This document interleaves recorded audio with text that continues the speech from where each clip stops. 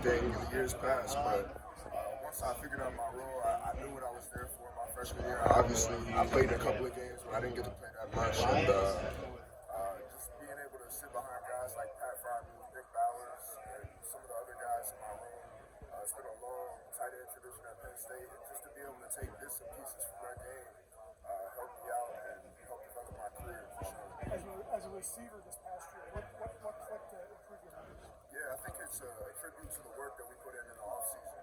Getting together with all the quarterbacks, receivers, on the weekends, no coaches around. So I think it's definitely a tribute to our work that we put in, and I think it paid off for us this year. You talked to Pat Freiermuth at all? What advice has he given you? All the time, yeah. What kind of advice has he given you? He just told me to be myself. I got here for a reason.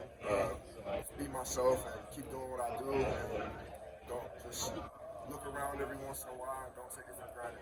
How did the Penn State system itself help prepare you for the NFL, you think? Yeah, everything from Penn State. Honestly, all the off-the-field stuff, all the on-the-field stuff, it helped prepare me.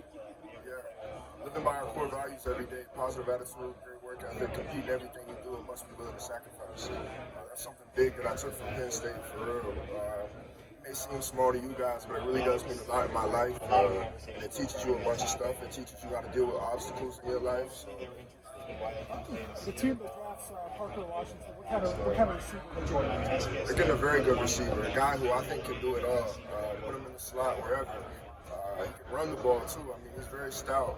Lower half of his body very stout. So Parker's a great player, and he brought a lot to our team, and he's a great leader too. How much did Penn State move you around to get those catches and touchdowns? Yeah, I moved around a lot. I played the Y some this year. I played the H some this year, and obviously I was in the backfield playing fullback sometimes. So whatever they wanted me to do in order to make our team successful was what I was happy to do. How do you think the change in the tight end position in the modern day, how is that going to help you? How's it going to help me? Yeah. I mean, I think I'm ready for whatever, honestly. Penn State prepared me for it. Like I was just saying, I played many positions. I played the Y, I played the H, and I played fullback. So whatever a team wants me to do, I'm very versatile, and I think that I can provide that.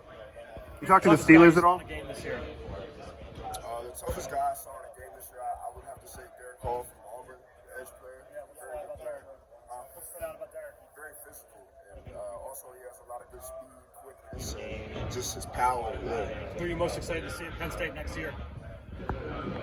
I'm excited to see both the running backs continue, honestly. Those guys are beasts. They're only going to keep getting better, so I'm just excited to see what those guys can do for sure. Obviously, they have Pat Freiermuth, but did you talk to the Steelers at all during this experience? Yeah, I did. I talked to the Steelers. We had a little sit-down meeting and just going over plays and stuff, kicking it back since he knew, obviously, it was Pat's coach. Just talking about Pat and some of the stuff that he does for them. But yeah. What do you think it says also about the Penn State program to have so many Nittany Lions throughout the draft process, likely to get drafted, not only year in, year out, but especially this year? Yeah, it shows a lot about us. I mean, one of the best programs in the country, obviously, humbly. But yeah, one of the best programs in the country. We produce some of the best players. So. For a guy who had pretty limited targets at Penn State this year, how do you sell an NFL team on your skill set? I don't. The film speaks for itself. I provide a lot, whether that's in the pass game, pass protection, or run blocking. I provide a lot. Being a tight end is not always necessarily all about catches. So that's something I like to pride myself on, being a part of the run blocking scheme, being able to pass pro, and I think that's what makes a complete tight end. And obviously, like you see the best ones do that in the NFL, George Kittle, guys like him. So that's what I pride myself on, being able to do, and hopefully I can continue to develop that and keep getting better. Playing with Will Levis in Penn State. I remember Will was an athletic freak. Everything he did was freakish. That's the word for Will. Most definitely, because whether it's running a 40, throwing a football, whatever, just his power and everything that he was able to do on the football field, sometimes he made it look so easy. So Will was a great player, and he's also, I do remember that he was a great leader for our team. How was he a great leader? Will wasn't always the starter, and kind of had a back and forth a little bit while I was at Penn State, and just the way he was able to handle that and still be there for our teammates and our team and everybody in the organization at Penn State. So I think Will did a great job of handling that, and yeah. Brenton, just when you followed his career, I mean, Pittsburgh's right close to my home. My people live in Parkersburg, West Virginia, so I'll be very happy to play for Mike Tomlin and the Steelers for sure. have you had any meetings with them? I did. I met with the tight end coach. Brenton, as a tight end, just how significant is your role in cultivating hidden yardage? Cultivating and getting yardage. That's something I like to pride myself on. Every time I get the ball in my hands, I at least want to. My mentality is to score first and foremost. But if I don't score, I want to get +2 on contact every single time. And that's falling forward and getting those extra yak yards and helping the team get down the field. What goes into your mentality as a blocker?